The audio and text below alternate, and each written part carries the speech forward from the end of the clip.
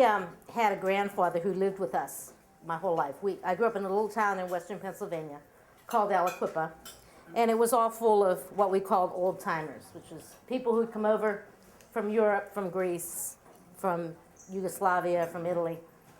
And my grandfather was one of them. He worked in the mill his whole life.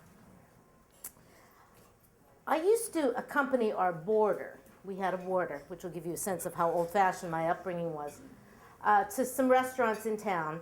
And the old-timers would come up to me and they would say, well, they would actually say to my grandfather, these Mila Jurjevich's kids, grandchildren? And Bob would say yes, and they'd look at me and they'd say, your grandmother was a beautiful woman. She was wonderful. Your grandfather was the son of a bitch.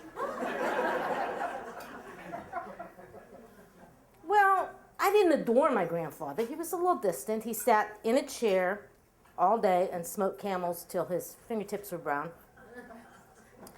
But, and I took care of him for the last probably year of his life. I was the hands-on caretaker. Now, you'll appreciate that my grandfather was a blacksmith in the steel mill, and he was about 6.5 feet tall. I am not. So basically, one day, he fell and I couldn't get him up. We took him to the hospital. He was convinced that you only died in hospitals, and he died. Well, fast forward a day or two, we go to his funeral, go to the funeral home, and there were a lot of people there because he had 4 sons and a daughter. The daughter was my mom. And people are coming in and out, and they're going to the casket, they're kneeling, they're praying.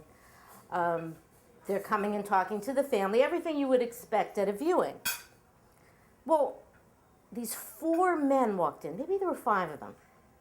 They were the biggest human beings I had ever seen. I mean, they were tall, they were broad, they were like John Bunyan.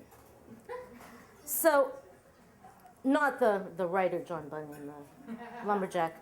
That was Paul Bunyan, that's right.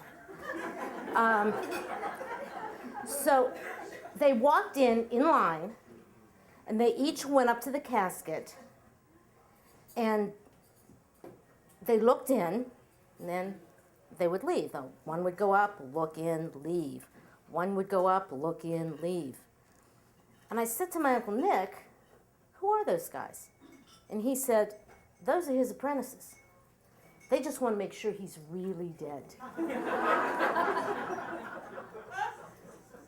Now, I walked out into the outer room of Hornstein's funeral home, and I went up to talk to one of the guys who I realized was the father of a friend, and I said, Mr. Dawson, you didn't behave normally.